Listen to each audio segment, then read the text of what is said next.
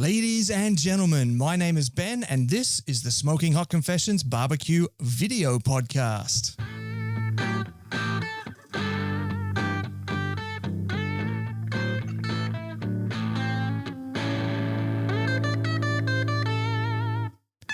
Hey family, I hope you're well wherever you are and you got that thin blue smoke rolling.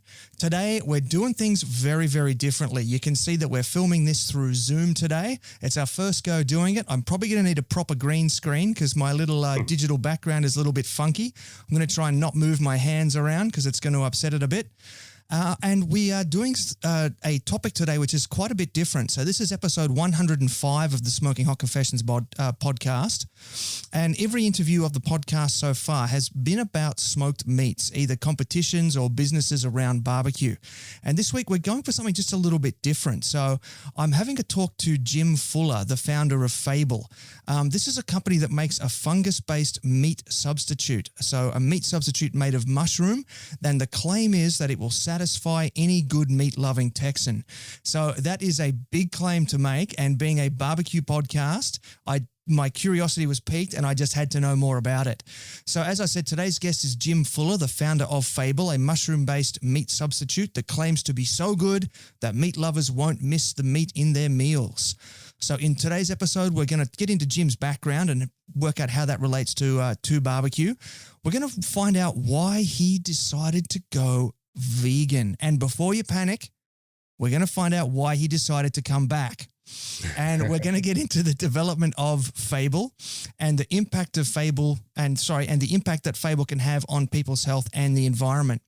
And then finally, we're going to close out the episode with a Fable recipe from Jim that everyone should try.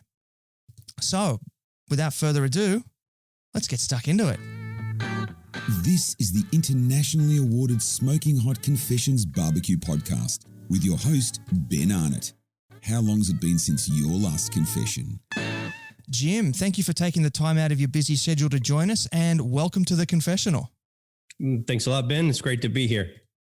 So let's kick things off, mate. Fill us in on your background. I can hear that you've got a bit of an American accent there. I'm guessing Texas. Yeah, that's right. So born and raised in Texas, grew up with that slow cooked meat, that barbecue. And to me, that was just around me all the time. I didn't realize how special that actually was. That's what I grew up with. But step it right back to getting started. I'm Jim Fuller, not just a Texan. I was a fine dining chef for 10 years. And at the same time I was doing that, I was going to university to become a chemical engineer. So a very sort of scientific sort of approach to cooking and cooking like in classical methods all the way through to new and fusion stuff. It drew inspiration from all over the place.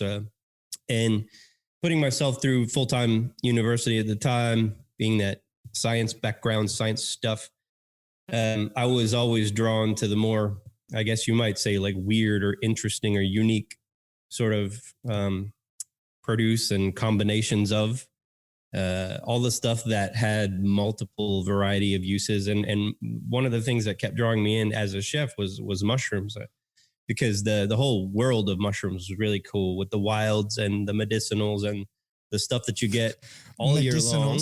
And, yeah, medicinals, yeah, for sure. The stuff that you get all year long from farms, but then there's the stuff that you can only get at certain times a year out of the forest, the forage stuff. And the forage stuff had all kinds of history and tales and value to it. Like some of the stuff was coming in at $300 a pound. And I say a pound because that's, back in the States. So pounds a little less than half a kilo, but, up to that. $300 a pound. Yeah, some of those things were just so highly prized and ephemeral, which means they only come out at the right time with the rain and the exact right conditions, and only from certain spots in the US or in Canada or wherever they were imported from. So you had to know what you were looking for. You had to be first in line, and if not first in line, you were going to get the maggot riddled sort of juicy stuff at the bottom that still cost you $298 a kilo. Or a pound. Yeah. So got really interested in interesting and unique ingredients while being a fine dining chef in San Antonio, Texas. We followed my wife's job. So my wife is an Australian, and that's why I'm currently living in Australia. So she moved over there, finished her degree, and we were planning on moving back to Australia. It took a while to get the visas. So we followed her job out to California. And that was a kind of time in my schooling career that I had taken all the stuff that you can take to become a chemical engineer, but not enough to graduate in the States, because over there you needed to take art and history and all those other breadth courses to finish a degree. But I didn't want to do that because I was transferring to Australia. I knew I was transferring to Australia, and Australia didn't care about any of that other stuff. Like, you know, at the time, now the breadth courses are a part of it. But at the time, if you're doing science, it's science and math. Those are the only things you can bring with you. So that's what I did. I'm sorry? Oh, I was just saying, yeah. Yeah. Okay. Oh, yeah. Okay. Yeah. So that's what I did. I only did the science and math, and I took more than I needed to take in order to become a chemical engineer, but not get a degree. But in order to stay in school and bring more credits over, I jumped into biologies as well. So I got a little bit of exposure to like the biological world rather than just the chemical world. And that was like in the last more formative portion of my education. And one of the lecturers said on the topic of fungi, which was this big in the course, but we talked about fungi for a day or two. And one of the things he said stuck with me, and I wasn't even really thinking about it at the time, but he said, a mycologist is a mushroom scientist. There are not enough mycologists in the world. That's just a line that sort of stuck with me. I don't know why. But then when we moved out to California, and for my wife's work, she's a cancer researcher. So we went to like the Buck Institute in North Bay area, San Francisco, in Marin County, which is like one of the most expensive places you can live in the States. I started looking for a job in the science field or something, and I didn't want to be a chef anymore because we're having a young family. It just had a daughter and a son on the way. Didn't want to be a chef anymore because those hours didn't work for a young family. I didn't want to take any more school because I took more than I could take to bring with me to Australia. And I knew that we were coming to Australia in a year, 2 years, just waiting on that visa. So there's a thing in the States called Craigslist, which is sort of like Gray's auctions or Gray's online here. I think that's what it's called. Or Gumtree maybe. Yeah, like that. But it sort of like covers everything. You can get like your want ads and, free stuff and whatever. That's just where people go put their stuff on and you can find it. So it's the equivalent of a whole bunch of different things rolled into one. And on there was a job offer for a sun supervisor at a mushroom farm. But that's all it said. There was no description. I found out like a year later, whenever they were describing, whenever I needed to hire somebody while I was working there, that they never put much more than just the title in their job descriptions, just because they get people from all over the place, like looking for drugs. Oh, like, there's the shrooms, man. I can do all those things you said. So, a job offer from a mushroom farm, and they just come out of the woodwork. So that's why. But I mean, just that little stinger with no description was enough to intrigue me. And I went and checked them out. They were in Sebastopol, California, which was about 45 minutes north of Marin, but it was so much cheaper and like a nicer place, very like rural, lots of apple orchards all around, lovely place. And with the job offer came a house on the mushroom farm there, like with a winery on one side, an apple orchard on the other, living on a mushroom farm in what I would call like God's green earth, because it was just like rolling hills and sounds awful. Sounds absolutely terrible. Oh, tragic. And part of the job was the house. So that was part of my payment. I got to tend to gardens that were acres and stuff like that. It was wonderful. So I did that for a couple of years, and that brought me into fungi. That brought me to like full circle, the scientist, the background in cooking. And now I could go out in North Bay area, San Francisco is where it rains a lot. And you can go out into the forest and find all of these really expensive mushrooms, those $300 a kilo ones or $300 a pound ones. I found 17 kilos of them in one trip one day. Wow. And I mean, it's just like, yeah, I know. And there are so many interesting ones and so many cool things about each different one. This particular one is prized for its delicious spicy aroma. It smells like cinnamon when you smell it, but it's like sort of really umami. The Japanese go crazy for it, and they're the ones who drove it up. It's called a Matsutake. So it's just one of those that when you harvest one of them, you know that it's going to be like, this is a prize. So I've got so many of those prizes from California. So that's where I kind of fell in love with all of it. Had the science, had the cooking, was working in the farming, and realized that mushroom growing, the farming aspect of it is, it's not just farming. It's like, you need to be a scientist. You need to be a farmer. You need to have the knowledge of what you're trying to create. And you need to not only do it like with an agricultural sense, you need to be kind of artistic. You're drawing upon like knowledge from backyard farming, like in setting that up in a big way, because no one else is doing this kind of farming. It's not like plowing the acres. You're doing it indoors. You're replicating like the outdoors, but you're doing it indoors all year long. It's protected cropping essentially. But you need to fool the mushrooms into thinking it's summer at a certain time, and then you need to fool them into thinking it's autumn or fall at another time, and you just get them like clockwork. And I fell in love with this whole thing. This farm in the North Bay area in Sebastopol was called Gourmet Mushrooms, and they used a Japanese bottle cultivation system. So it wasn't very common at the time. It is really common now. But like any mushroom farmer might be growing like in big beds in a warehouse sort of thing. But these were like in little 1 liter bottles, and these 1 liter bottles were in trays, and they were fed through machines that filled them up. They were fed through machines that sterilized them. They were fed through machines that put a little seed in them, and then they just stacked up in warehouses and trays. It just looked very like precise, Japanese style. Yeah. Very precise. And then you walk into the rooms, like there were 10 fruiting rooms. And, there's always like a couple down that had been picked the week before. There's always a couple picking this week, and there's always a couple loading up for the next week, that sort of thing. So it's just like clockwork. You could walk in and know 1 and 2, they're going to be carpets of mushrooms in there. You'd be picking straight for 4 hours.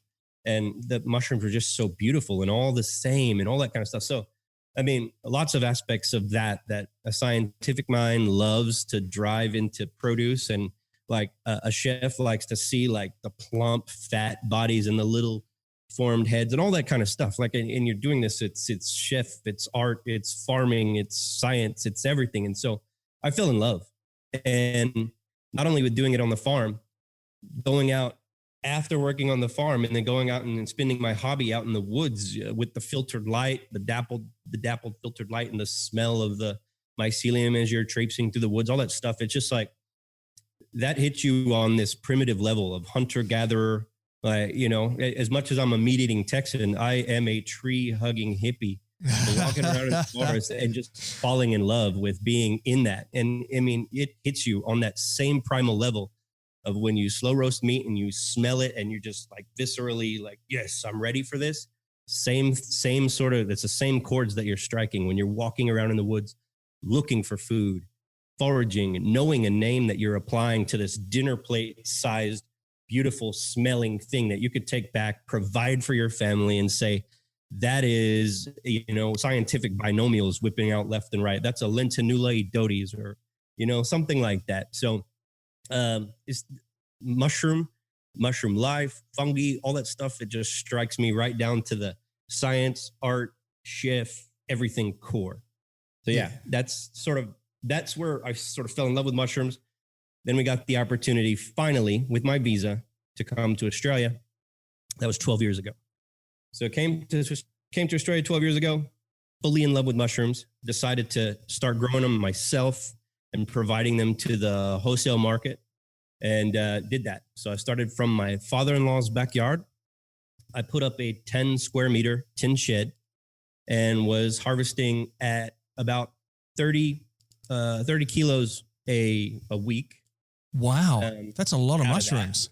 What's that? I said, that's a lot of mushrooms, 30 kilos a week. It is for a really small operation. I was selling 30 kilos a week, and I was doing that part-time while I finished a now agricultural science degree at the University of Melbourne. So I changed tracks. So chemical engineering was it. And I was a chemical engineer. That's what I was going to be. But then I just went out and fell in love with mushrooms and came here, decided to start growing them, selling them, eating them, and all that. So changed tracks, changed to an agricultural science degree. And I finished that in 2009, University of Melbourne. Got straight into growing mushrooms big. So as soon as I graduated, I said, I'm either going to do a PhD track, go out into the forest or woods here in Australia, in the bush, and discover a cure for cancer, and do that. Or I'm going to go into mushroom production and do what I saw in the States, Japanese bottle, like clockwork, 10 tons a week. That's going to happen. Bang. So I ended up making the decision whenever I got a call from a fruiterer, a fruit grower up in Shepparton. So that's in Victoria, real like apples and pears. And he wanted to convert some fruiting rooms into mushroom growing rooms, and they were perfect environments. So I was gonna step up from 30 kilos a week, and my original plan was to go to 300 kilos a week, somewhere near where I was at. But at this place, we could do 10 tons a week, no problem. So we just took a partnership and said, let's go at it. I can grow, you can sell. He was a fruit and veg guy, so he was going to sell into the markets, all that.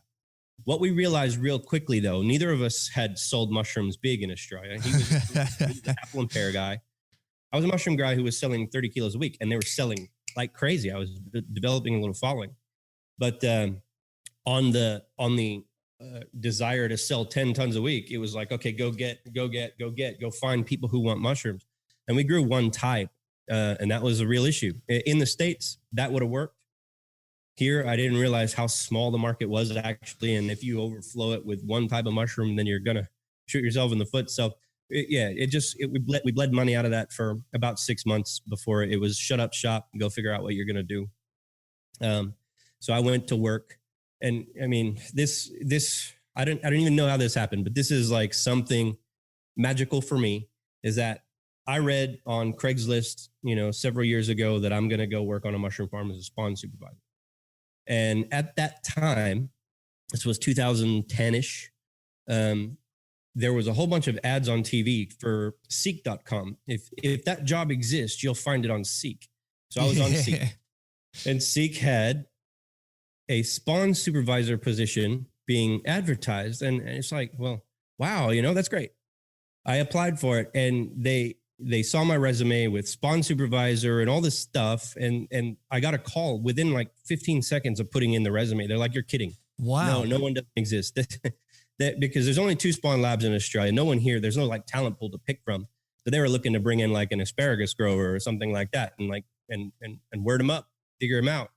So I think they were offering like 60 or 65K a year to do that job. And that was fine for me because I had to dig myself out of a hole. So I was like, yeah. I'll take that.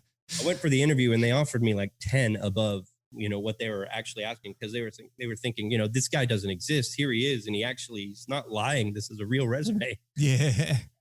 I went to work for Costa Mushroom Farm. So that's like the largest mushroom farm in the Southern Hemisphere. But they grow button mushrooms. So this is a step away from what I was doing in California. In California, I was doing like exotics, all on hardwood, like oyster, Namiko, chestnut, like all these different interesting culinary exotic varieties. But here, like the main type of mushroom grown is agaricus. That's the white button mushroom or the pizza mushroom. And, when they grow them out to big brown ones, big open ones, or small little button ones, or little midway cup ones, they're all the same. That's all the same stuff. It's just grown to a different degree or, length of time. So it was a step away from that. But in the spawn world, it's all the same. You're just developing the spawn or the seed for the mushrooms. So I went to work for basically the largest spawn producer in Australia, in the Southern Hemisphere, and that's a global company and all that stuff. So I just got it back in the mushroom game, back in like the big sort of wheels turning and figuring out what's going on. So fell back in love and decided to go down that path again. So eventually, after being recognized in that company with a lot of passion, they actually put me on the packets of mushrooms in Woolworths. I was the grower. So I was on that Meet the Grower for a very short amount of time. They went out and printed like 300,000 of those packets. And then I got a great job offer to go on and do this thing. So I think I was there for all of a week or two whenever they put me on the packets. and they had pre-printed all these things. And I was like, I got a better offer and I want to chase it down. But they kept on using me until I was gone. So I was still working for them for a year. Yeah. So I just went back. I went to work in the Melbourne wholesale fruit and veg market for a mushroom salesman, for a wholesaler in mushrooms. And he was actually the guy who I was selling my 30 kilos of mushroom a week to whenever I very first came here. And that, coming full circle, he's like, okay, so you've seen it. You've grown your business huge. You've had major failures. You've seen the other side of it. You've seen the spawn. You've seen now all this. Come over here, be a salesman for me, figure out that portion of the market, and we'll go and we'll build a mushroom farm. So that was about 6 years ago. I got drawn into the market, and I don't know if you know how the fruit and veg wholesale markets work, but here they're like overnight. So you go to work at like 11 p.m., you're done at 7 a.m., and it's just that every day, and it's kind of a hard slag. But I was really good at it because I was passionate about the product. So, a good salesman knows all that stuff about his things. Like, I'm a terrible salesman. Couldn't sell you anything except mushrooms because I love them and I love everything about them. So, he never wanted me to leave that position. He never wanted to see me go because his business did really great, with that sort of salesman, with that sort of stuff, people could talk and learn. And it was like it was a great environment. I love that job. I love doing that and being there in touch with all the customers. But it was, again, removed from like where my real skill set was in producing and like developing and growing and being the artist and all that stuff. Like I'm literally just taking orders from a phone and putting on paper, and then somebody else is picking the mushrooms. And then there's a whole bunch of other social aspect to it. So yeah, if your passion's not in the admin side, then that's going to be hard to sort of stay there for too long, I'd imagine. Yeah. Well, that's the thing is I thought, let's do this for 6 months or a year. But I ended up doing it for 5. Anyway, there was no like ill will or anything there. Like nothing sour. It's just I was there and it just kept being good. It was great money and all that stuff. Until beginning of 2019, one of my co-founders of Fable at the time owned a mushroom farming company. And wanted to pull me in and sort of explore some of those extra skill sets, do the medicinal side, do the exotic mushroom side. And, that was great. That had me. So I went and started working for him in the beginning of 2019. And by mid 2019, we realized that processing of the mushrooms into like a mushroom-based meat alternatives was kind of like a real way forward, like something new, something interesting, a really hot space.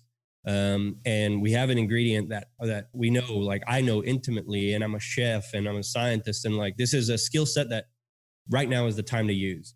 So we decided, okay, we'll take that to the side and go out and look at starting up this thing, like mushroom-based meat. So on the course of doing that, probing around the market and the investors and this and that, we actually got introduced to what is our third co-founder. So there's 3 co-founders of Fable. So there's Chris, the owner of the farming company. There was me, the mushroom technician. And then there was this other guy floating around out there with a product, but no technical team. So he was a really great like brand builder and all this stuff. And he actually had a product that was about to be commercial, but he didn't have the tech team behind him or that skill set to sort of build it up and grow it and expand it out. And that's where the marriage came together. We were pushed together by sort of investment bodies. And we ended up saying, okay, we'll try this out. We actually avoided meeting each other for a while because we were going to be competitors in the space or whatever. But when we actually did meet up, it's like, let's put aside the day to do this thing. If it's no good, after lunch or whatever, we'll just say it was a great coffee and we'll talk to you later or whatever, we'll see you in the space.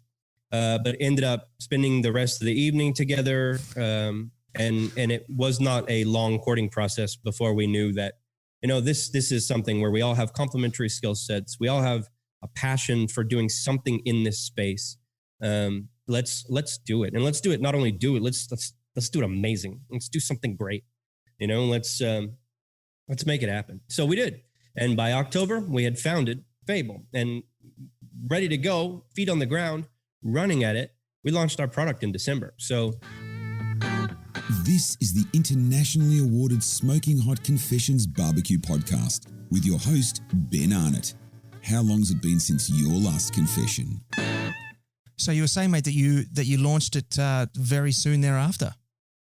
Yeah. So launch of the product in December. So over the course of getting to this point, I actually got the opportunity to meet one of the world's coolest chefs, and not only the world's coolest chef, but one of my original inspirations. So back to where I was a scientific chef back in San Antonio, Texas, I was a chemical engineering scientific chef with that approach. And like some of the people in the world at the time, or actually the person in the world at the time who was a major focus for me, was Heston Blumenthal, a really scientific chef who takes like an image and turns it into something else. He takes the look of a food and makes it taste like another food, or he just takes a concept and turns it into a dish. So that's really interesting. And like they call him like the molecular gastronomist, or like, anyway, to me, he's a scientific chef, and he was one of my first and major inspirations. Somehow in all of this, where I lost a job and needed a job and got a spawn supervisor position to open up, I went out in the world and this inspiration that I had from the very beginning somehow. And just somehow along the way, I ended up being able to be like his mushroom expert because he was looking for mushrooms. I went to Thailand to I met a guy at a meeting, a Thai professor. And he invited me over to Thailand to come check out his mushroom stuff, and I gave him a wonderful, amazing Australian native mushroom gift, all that kind of stuff. But along the course of this, he showed me around his mushroom farms. He was then taking Heston, because Heston had seeked him out to go do the same thing that I essentially had just done. So I got the opportunity from the Thai professor. He knew how much I idolized Heston. I used those words, but and I had just done what Heston was going to do. So he's like, yeah, go for it. You're obviously very intimately understanding everything we're doing here. You are his guide. You go show him these farms. You be his expert. So I got that opportunity, and it was like a 3-hour drive to the farm from where I met him. I actually met Heston at McDonald's. That's cool. Yeah. So it was a 3-hour drive. We were in the back of the car and just instantly friends, instantly like just in each other's world, and nothing else existed. It was just amazing. And I got to be that expert for him. I got to give him a gift, and we just stayed in touch from there. He actually came over and visited whenever he was following the Grand Prix. And I got to cook him here is how much of a Texan I am. I wanted to cook for Heston, and I wanted to show him my capabilities. And what did I cook for him? I cooked him brisket, because there's nothing more like technically like difficult in my mind to get like perfect. There's things that you can throw mixes at and do all kinds of stuff, but the simplicity of a perfectly cooked meat is so complex. Like it's hours and you measure it in half days, right? How long you're going to be out there doing what you're doing. But that's what I wanted to cook him. And that's what I invited him out here for, come try my brisket. I want you to try it. And at the same time, it just so happened that I was deep into developing the mushroom-based meat. So there's another technically complex thing that I can show him. And I had no real like commercial interest in like bringing him in or sucking him in on the thing. But I was like, look, here's brisket. Love that. And here's a mushroom-based burger. Try that. And he loved both of them. It was enough, it was just like that sort of uplifting thing for you. There's some validation that, your idol chef, he loves your food. And he says he loves your food. That's great. Yeah. Take that a few months later, and I called him up and I said, hey, we're actually taking that mushroom-based meat thing forward. Would you remember it at first, but do you remember it? And he's like, oh yeah, I remember it. And I was like, would you like to maybe do something along the side, like maybe throw a couple of comments at it or even be involved in some way? And he's like, 100%. Yeah. Like that. So good. So I'm validated good on this level where he could have just been appeasing me, coming over and spending time in Australia, Yeah, I like your food. It's great. But I then said, would you like to be involved? And he said, yeah, 100%. So that, it speaks to that level. It is what that is. So having that, launching in December, we launched at Dinner by Heston, his restaurant in Melbourne. So it was that. So wow. That's like, yeah. So that long backstory, just to say, in December we launched the product here in Victoria at Dinner by Heston. Following up that launch in Sydney, we did at the Continental Deli, and then we did one in the Sunshine Coast. We did at a brewery, the Glasshouse Brewery, and then we've since launched elsewhere. It's in Heston's restaurants in the UK. It's in Singapore. It's it's not, by no means is it like a massive global thing, but it's in all these places. I think it's about 50 restaurants, 50 venues here in Australia have it on their menu. Recently with the current situation, that's gone kind of slow, but we've also had the meal kit delivery company, Marley Spoon, as our very first nice big customer, and their sales right now are going really great. People aren't leaving; they're ordering meal kits for home. So, those sales have gone really, really great. And we've been told by Marley Spoon that it's not one of the best product launches, but the best product launch that they've ever had.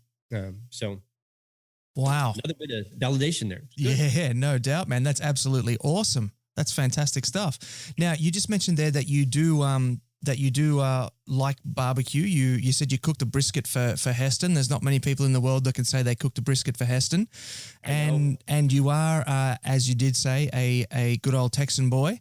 So just to link it back to barbecue just for a second, just to give you just to sort of ground your barbecue roots for my barbecue audience.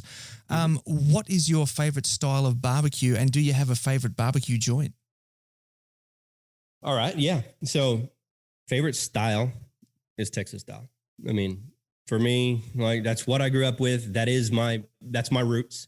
And it's not because, I pit them against each other and I think it's the most amazing just because, that's where I'm from, but that's what I grew up with. That's what rings the bell inside of me, is like, it's all about low and slow, cooking rough cuts of meat for a really long time and getting smoke in there for sure.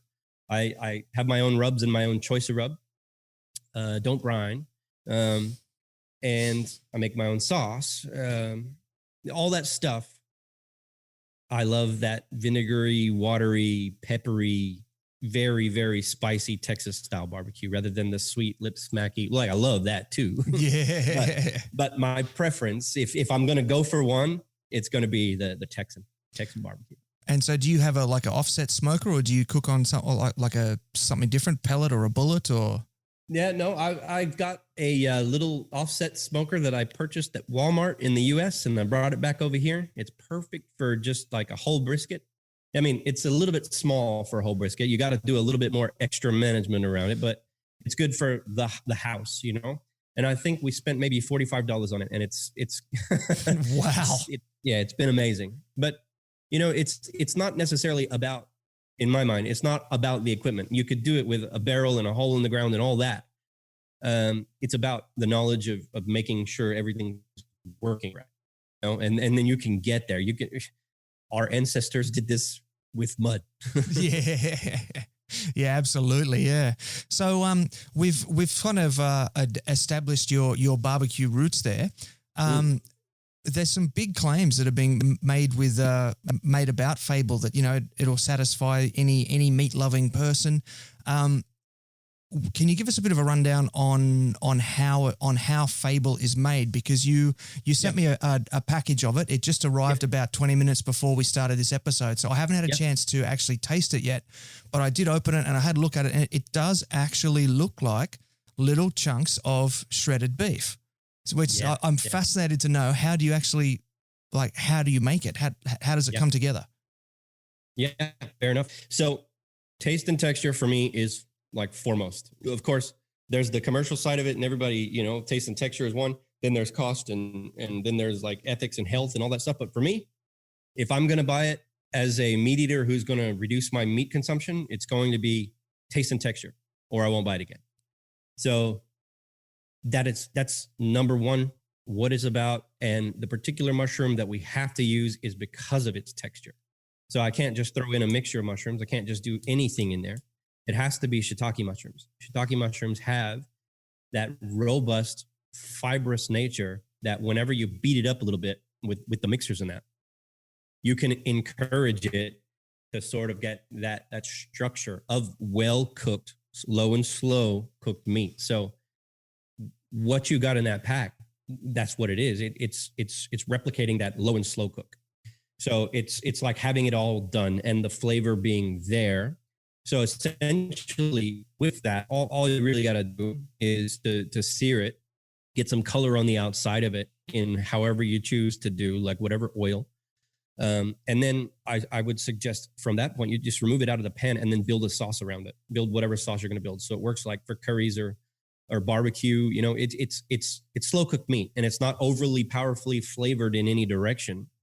It's merely the taste of slow cooked meat and the texture of slow cooked meat. So if you want to make it into a curry that tastes like you've cooked it for 6 hours, or a bolagnese that's like you cooked it for 4 hours, or a slow cook or barbecue or a lamb spit, you know, all that kind of stuff. It's more how you influence the stuff around it.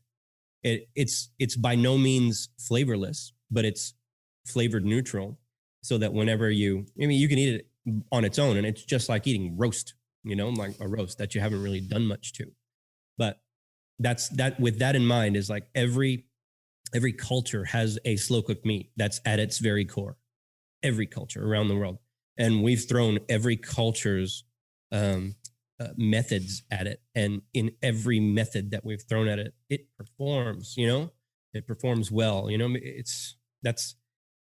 I feel great about this thing, saying that it will please the meat eaters, because it's going to be the people who are going to be trying it, not necessarily are going to be the avid meat eaters who want to try plant-based. You know, they're not just going to be like, okay, I'll try it to tell you it sucks. It's going to be the people who are consciously making a decision to, you know, reduce their consumption of high resource input protein. That's it. You know, I mean, it's not about saying anything's bad or bad for you, because that's not really my approach. My approach was to make it easier for people to make that choice to reduce the consumption of that higher input resource. You know, that's it.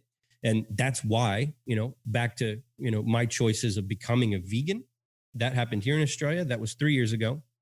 I was bashing the mushroom farm, bashing the life of mushrooms and fungi and what they do. And they're nature's recyclers.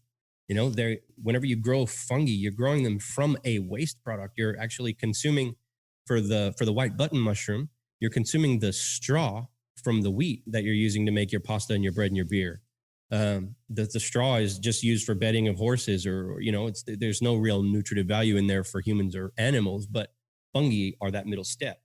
They're the ones that can take that undigestible stuff, digest it, and in doing so, they create the enzymes that have the nitrogen, phosphorus, potassium that the plants need to then grow again. So if you just push your wheat back into the dirt, you're not going to be giving nutrition to your plants. You're going to be feeding bacteria, which will there'd be a certain amount of nitrogen released back into the soil, though, which is never a bad thing.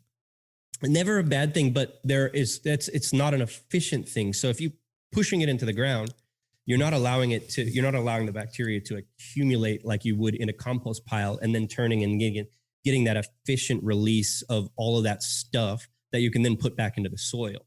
Whenever you do it on that small level, it's you're not achieving the same things, and you're not doing it efficiently at all. It's going to happen over the course of months or years, whereas in a compost pile, it happens in the course of days or weeks. Yeah, fair enough. And in saying that, the slow release over time, it's almost inconsequential whenever you have like the soil erosion and all that. You know, go on and on and on. Yeah.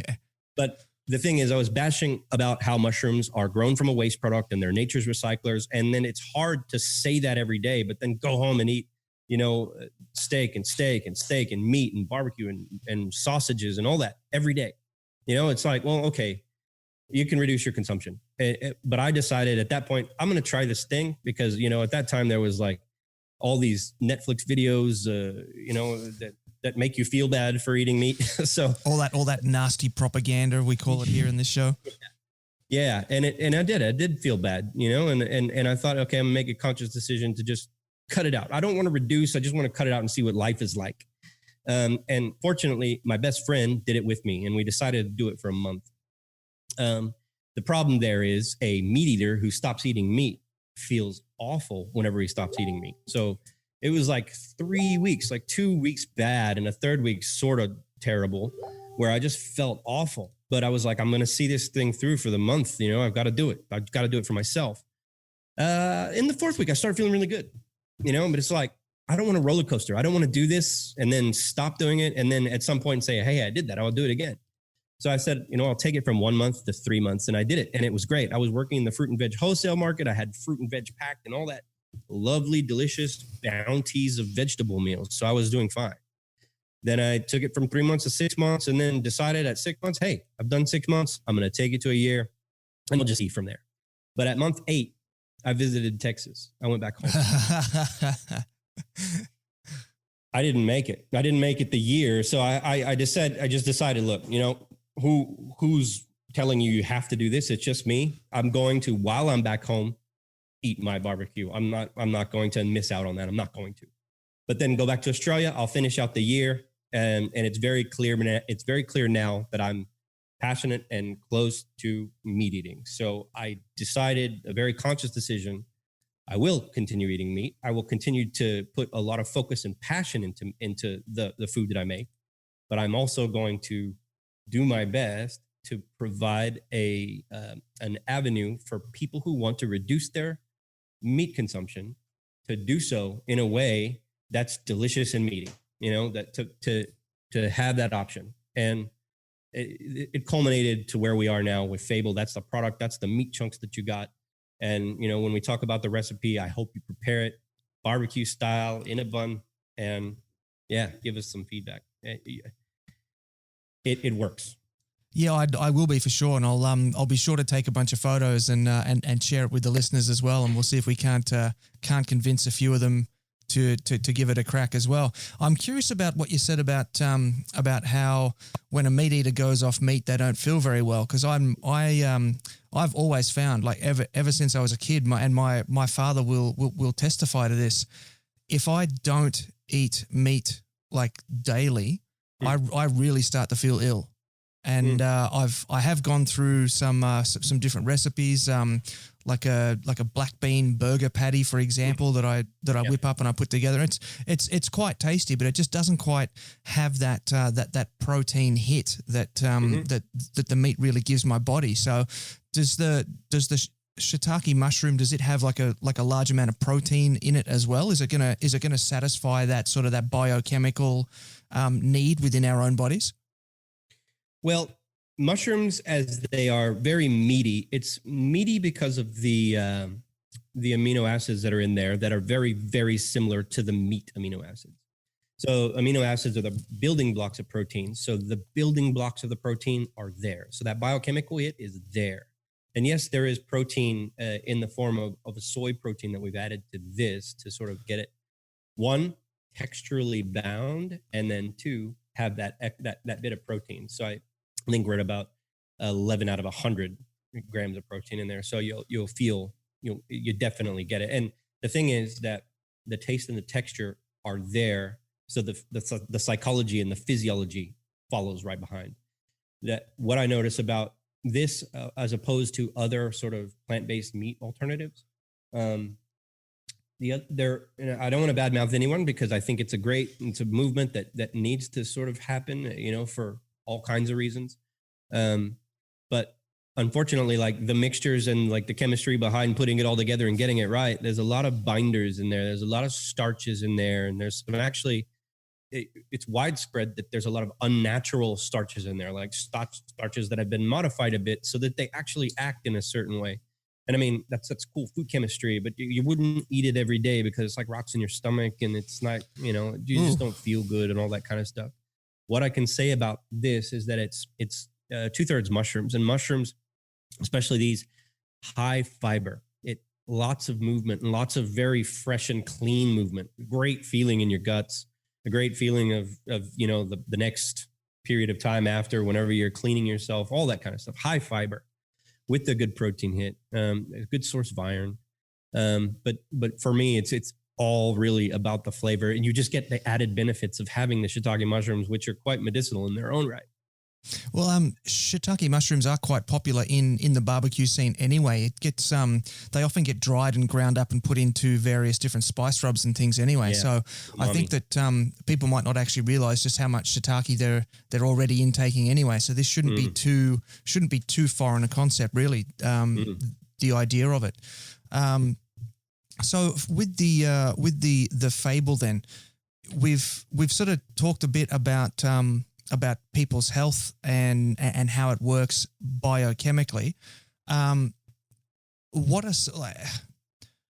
I guess what I'm asking is, what are the direct health benefits of maybe switching out 2 or 3 meat meals a week to a fable or mushroom-based substitute?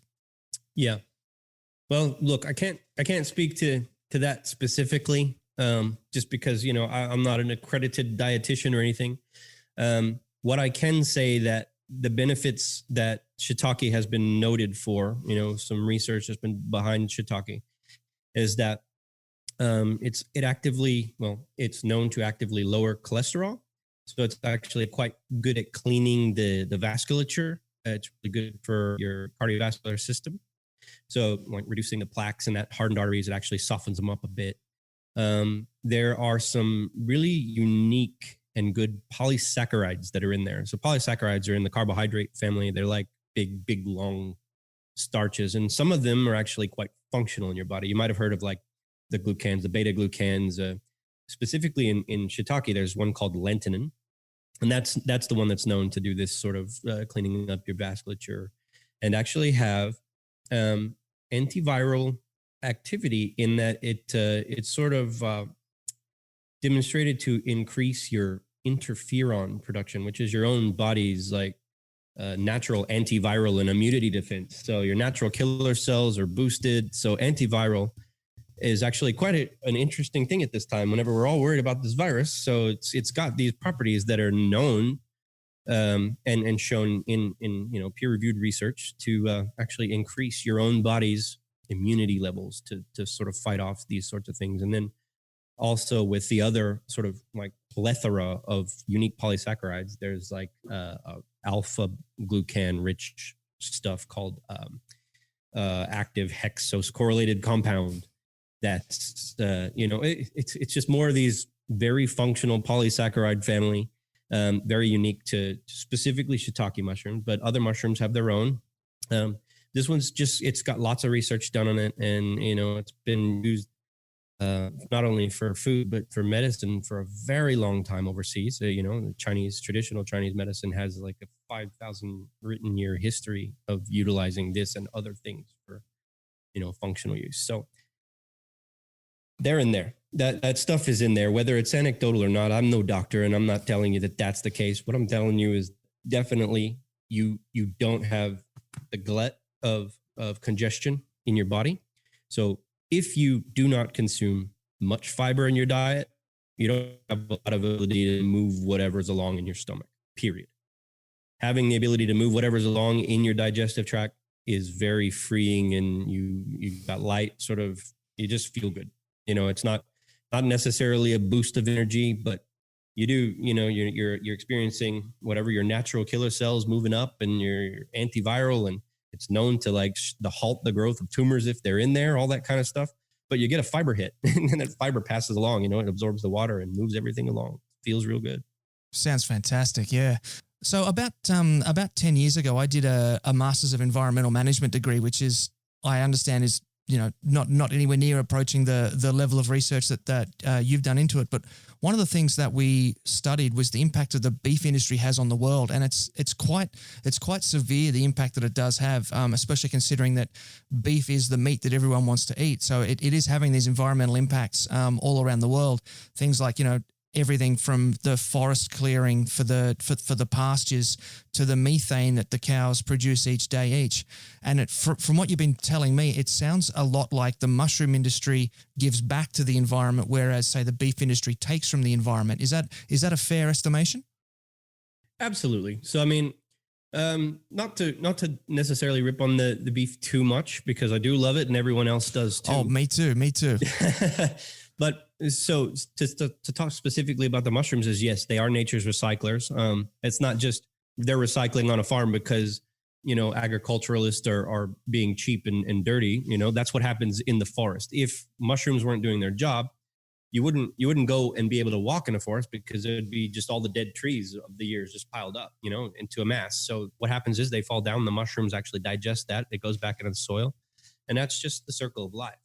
And to some degree, you know, the ruminants have been around as long as we have, and long before us. They have their use in agricultural systems as well. So it's just the overuse in agricultural, you know, factory sort of farming style. That I think that's where it's like resource depletive, and where mushrooms, no matter at what level you go, you can almost basically be just recycling your resources. You know, you're pumping out, even the mushroom waste product is something that people want. You know, if you've ever put down topsoil in your yard, you go and you get the 5-way mix, or you get the mushroom mix, because it's got that good stuff in there.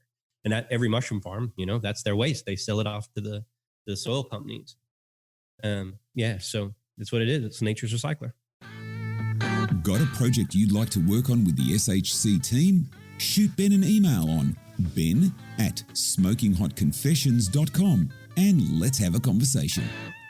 Well, mate, I've got to say, I think I'm sold on Fable, and I've got that packet in the fridge there, and I'm looking forward to giving that a go. So, can you tell us what would be your favorite recipe for cooking Fable that all the listeners should have a crack at? Yeah, for sure. Well, look, there's a lot of favorites, but one that your listeners should do is definitely one of my top favorites, and that's to have it as a barbecue brisket sandwich. So essentially like a burger. You'll just basically, you'll need the burger set up as in a couple of buns. You'll toast those on the inside only. So you get that nice soft bun outside, and then a coleslaw, cheese if you like it. You don't have to have it, but cheese if you like it. And then the Fable with, in my favorite style, it takes 2 sauces, but it's perfectly fine to have only one. So the method to do that would be put the Fable in a hot skillet or a flat grill with a bit of oil and get the color on it. So get the color on the outside, flip it over once or toss it around in the pan. And really we're talking just a couple of minutes on a medium sort of high heat. Once that caramelization is done, then I hit it in a sauce that I have here is A1 sauce. And the sort of close replicant of that here, I think is called HP. Yep. So you hit it with that, and it's got a bit of a high sort of carbohydrate and real twang to it. So that just sort of puts a coating on the Fable, and it gives it that first level of smoky barbecue-ness and kind of a touch of caramelization. So that's where it's kind of replicating what would happen in the smoker. And then you hit it with your sauce, whatever your sauce is. If it's that Texas barbecue sauce, the vinegary, peppery, sort of runny, liquidy one, then I would say what you're doing with your coleslaw is making that creamy, normal style coleslaw where you can go buy a bottle of it, squirt it on, throw it in. But if you're doing sort of a Kansas City style, sticky sweet, then what I would say is you make your slaw a bit more tangy, a little bit more vinegary and peppery. And that way you're getting the balance. So, you know, it's not just sweet. But yeah, it's as simple as that. I've done live videos on Facebook where it took me about 5 to 7 minutes to put that together while I'm talking and having oh, wow. Same time. You know, it's like the Fable is done. You know, you don't have to spend that day making it. It's done. You just got to finish it however your sauce is, or, you know, whatever your preparation is. And like I said, curries and stews, it works. It's bolognese, it works. So, you know, I definitely say those are all things you should try. But your listeners and you, definitely your favorite cue, your favorite sauce, and put it on some brioche buns, a little bit of slaw, cheese if you like, and go and love it. Yeah, my favorite is that Texas style, really, really spicy, very peppery stuff. Beautiful. So do I need to worry about doing things like trying to compress it into a patty, or do I put it on like pulled pork, just grab some tongs and drop it on? Yeah. So the couple of variants that I've offered to people on this is that, yeah, you can go the pulled pork style. And typically whenever I say pulled pork, that's the one where you go with the Kansas City sweet style, smacky lippy one. You put it in the pan, you do your sauces, and then you shred it up and get the sauce mixed in. But if you're going brisket style, put it in the pan, get your sauce on it, and then serve whole nuggets. Don't press them. Don't do nothing like that. Get them in, and you press them with your teeth, and you get the bite. And yeah, it's just like, let it do its succulent thing. Yeah. Mate, that sounds absolutely delicious. I'm really looking forward to getting in and having a crack at that. So listen, I think that's probably a good point to sort of start rounding this out. So I'm going to turn the studio over to you now. So give some shout outs, give some thanks to whomever you would like to, and tell everybody where they can track Fable down on the interwebs. All right. Well, first I want to say thanks to you, Ben. This is my very first confession, and I love that it was smoking hot. To my co-founders and that, like it's been an amazing ride, and it's going now. So look out for us at Instagram at Fable Food Co. Same on Facebook. And then our website is fablefood.co. Check us out, join the mailing list. You'll get the updates. We're doing pop-ups like on e-commerce in geographical areas all the time. There's currently one going on right now as this is being recorded in the sunny coast. And just last week, there was one in Melbourne, and we'll probably do that a couple more times before it's in retail. And it's probably going to hit retail Woolies in a couple of months. Yeah. You can order it through Marley Spoon though, in the meal kit delivery. It is the mushroom meat. So that's the way to get a hold of it right now. Beautiful, mate. Well, thanks very much for your time, and thank you for coming on board the show. Hey, thanks for having me, Ben. It's been great. Well, there you have it, family. That was Jim Fuller from Fable. What a fascinating story. I got to tell you, I was skeptical when he first approached me to talk about it, but it sounds absolutely great. And as I said, I've seen the package. It looks like the real deal. They do actually look like little bite-sized pieces of beef. So I'm really looking forward to getting into that. I'm probably going to go hit the grocery store tomorrow for the essentials that I'm going to need for that meal, and I'll cook it up tomorrow night. So keep an eye on the social media for that, because I'll be putting some photos out, and I'll probably do I'll take a little bit of time. I'll cook it in a couple of different ways, and I'll do up a full written review of it on the website there. So you'll be able to go check that out as well. So once again, thanks to Jim for coming on board the show and sharing all that information with us. And so I'm going to just leave you with one last thought. If you would like to have some of the world's best barbecue t-shirt, and I say that with a bit of tongue in cheek there, but it was recently awarded. You can see just over my shoulder, the Hail Mary. She's now available on t-shirts, and you can grab one of them at our Smoking Hot Confessions merch shop, smokinghotconfessions.com/shop. So jump in there, check them out, and until next time, take care of each other and keep on queuing. Thanks for listening to the Smoking Hot Confessions podcast. Head on over to smokinghotconfessions.com for recipes, tips, and Ben's own confessions.